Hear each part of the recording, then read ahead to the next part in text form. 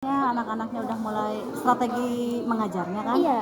Kalau misalnya anak-anak sudah kelihatan agak membosankan gitu ya, dia kan kadang anak-anak kan moodnya beda-beda ya, ada yang kelihatannya semangat, ada yang udah bosan, ya kita bisa ice breaking dulu gitu. Ice breakingnya juga macam-macam. Maaf Ibu, Oh iya.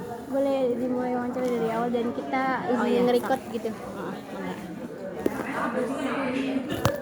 Udah. Mungkin ini pertanyaannya di sini. Dari awal mungkin Ibu Boleh. kalau perkenalkan diri dia gimana? Mungkin pertanyaan awal ya. Bentar dulu. Pertama-tama mungkin Ibu boleh perkenalkan diri dulu ya, mengajar kelas apa? Oh ya. Nama Ibu Hodijah, ngajar di kelas 12.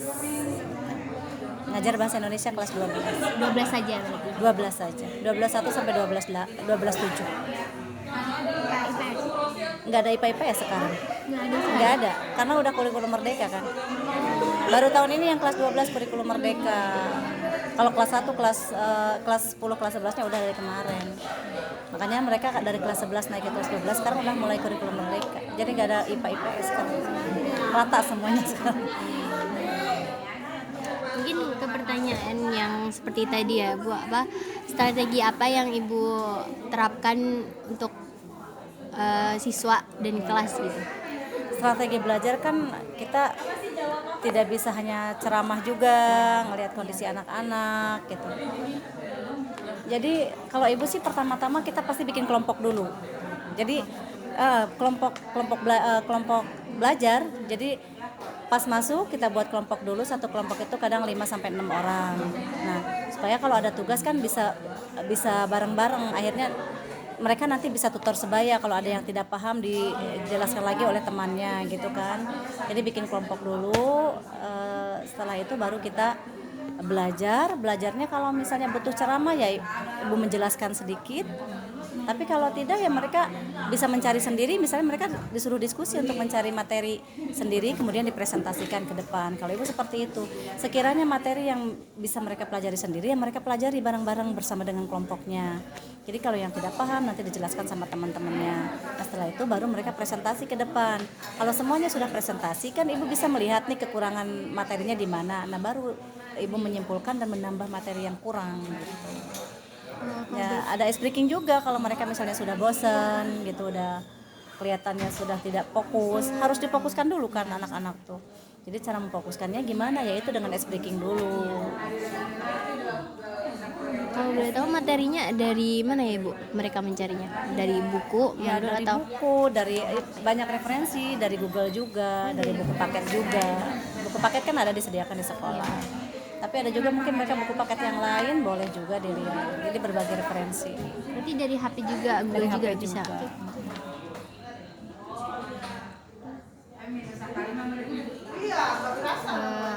Ada nggak pendekatan khusus Ibu sama siswa yang mungkin pendiam atau kebalikannya, ekstrovert? Kalau gitu? ibu di kelas itu selalu berusaha untuk mengenal semua anak. Jadi kalau misalkan kita nggak manggil anak, "Hei kamu," sama sini selfie misalnya, beda kan rasanya ya. Misalkan, kamu sini kamu sini selfie, gimana selfie rasanya? Beda ya. Jadi ibu selalu berusaha untuk mengenal semua anak. Jadi semua anak itu harus dengan pendekatan yang sama, harus adil. Kita sebagai guru tuh harus bisa adil ke mereka. Jadi jangan yang pintar aja yang ditunjuk misalnya gitu. Kalau ibu enggak, kalau misalnya lagi membahas materi gitu ya, ada soal-soal, misalkan yang pintar kan mesti ngacung terus kan. Iya. Nah ibu enggak selalu tunjuk dia. Iya. Enggak, coba yang lain, kasih kesempatan yang lain, ayo yang lain. Jadi kita kasih motivasi juga, yang kurang itu dikasih motivasi. Ya pendekatannya gitu. Kadang ibu mah deketin, ajak ngobrol, kasih motivasi supaya muncul kepercayaan diri mereka gitu. Jadi berusaha adil ke semuanya, dikenali semuanya, jangan cuma yang pinter-pinter doang kenalnya. Lebih bersemangat. Iya. Biasanya kalau anak-anak diperhatikan kan lebih semangat kan ya. Iya benar. Jadi nggak ngerasa diremehkan, nggak ngerasa dikucilkan gitu. Semua harus diraih. Jadi guru itu begitu, harus bisa begitu. Iya. Jangan berat sebelah. Ada nggak tantangan terbesar yang ibu hadapi dalam mengajar bahasa Indonesia ini? Tantangannya apa ya? Sejauh ini sih alhamdulillah baik-baik aja. Ada hambatan? Hambatan ada, tentu ada karena ya itu tadi, setiap anak kan berbeda kemampuan, berbeda kemauan, ada yang belajarnya rajin, ada yang enggak. Nah, paling tantangannya itu sih di anak yang malas aja. Tantangannya itu. Jadi yang lain pada ngerjain tugas, dia enggak. Kumpulkan tugas misalkan tanggal sekian harus sudah kumpul. Maksudnya ada aja yang belum ngumpulin. Nah, itu sih tantangannya itu aja. Jadi gimana kita pendekatan kita terhadap anak. Terus gimana ibu menanggapi tentang siswa yang males kayak gitu? Ya itu tadi, pendekatan harus diajak ngobrol, perhatikan kenapa begitu gitu, tanya kenapa kok begini, kan mesti ada aja modusnya ya, alasannya tuh ada aja. Iya, Dengerin aja, iya. nggak apa-apa ya, dengerin aja. Banyak tugas bu, gini bu, padahal bukan banyak tugas yang mereka dapetin di entar-entar gitu, akhirnya kan terlambat. Ya pendekatan aja. Ibu sendiri menggunakan pembelajaran berbasis proyek atau kolaboratif dalam pengajaran bahasa Indonesia? Kolaboratif ada, yang itu kan diskusi kan termasuk Iya, itu kolaboratif kan. Proyek juga ada, mereka harus menciptakan sesuatu, misalkan apa ya, tugas kayak kemarin itu membuat drama misalnya, itu proyek kan termasuknya ya. Iya.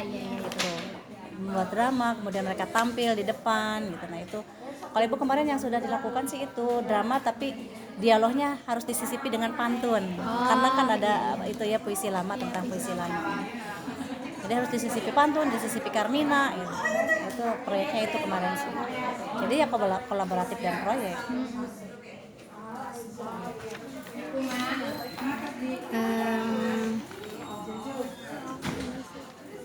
Gimana ibu menilai keberhasilan strategi yang ibu ajarkan? Menilai keberhasilan mereka itu ketika mereka bisa percaya diri, misalnya untuk presentasi, untuk ketika ada interaksi antara guru dengan murid, mereka juga berani untuk mengungkapkan pendapat. Kalau bahasa Indonesia kan ada berbicara ya, ada berbicara, mendengarkan gitu ya, menulis, membaca. Nah di saat mereka udah mampu mengatasi rasa malu mereka untuk berbicara, itu menurut ibu itu sudah berhasil dalam bahasa Indonesia, karena ada aspek berbicara kan. Kemudian ketika mereka menyimak sesuatu, ditanya kembali mereka bisa menjawab, itu juga sudah bagus gitu. Jadi menyimak itu kan tidak hanya mendengar, juga dari membaca kan. Mungkin ini pertanyaan terakhir dari ibu. Ada nggak metode yang unik gitu yang ibu ajarkan tapi mungkin guru lain enggak gitu? Apa ya, ibu nggak tahu ya, soalnya kan kita juga nggak tahu guru lain gimana cara ngajarnya. Kalau ibu es breaking misalkan gini, es breaking tapi dikaitkan dengan mata pelajaran ya, misalnya ada antonim, sinonim Ya. ibu bikin nih di kertas-kertas, kata-kata yang sinonim, kata-kata yang antonim, diacak, mereka ambil, nanti menjodohkan, jadi mereka nanti nyari pasangannya gitu, kata ini antonimnya apa, mereka nyari sendiri. Nah itu mungkin salah satu yang menarik itu dalam bahasa Indonesia ya. Ya gitu, itu metode untuk materi tertentu aja sih, kan tidak semua materi bisa seperti itu kan caranya. Jadi yang paling menyenangkan sih itu. Jadi tapi kita harus nulis gitu, nulis satu-satu kan. Antonim juga bisa beberapa. Jadi yang antonim dan sinonim dari kata misalkan gelap dengan terang, terus gelap dengan gulita. Nah itu tuh harus disatukan, antonim dan sinonimnya tuh satukan dalam satu kelompok. Jadi mereka nanti nyari. Nah itu yang lumayan unik sih, lumayan menyenangkan buat mereka gitu. Belajar sambil SBK. Gitu, belajar sambil SBK. Jadi tapi tidak semua materi juga bisa seperti itu. Ada lagi? Mungkin dan kan tadi ibu menyebutkan pendekatan ibu tuh melalui motivasi. Apakah semua siswa tuh udah berhasil, udah dengan motivasi aja mereka jadi semangat gitu, atau ada tambahan lain? Ya gimana ya, kadang kan tidak setiap saat mereka harus ini ya, memotivasi juga kadang ketika mereka terlihat sudah mulai tidak bersemangat, baru kita memotivasi. Tapi motivasi dari guru itu harus setiap hari.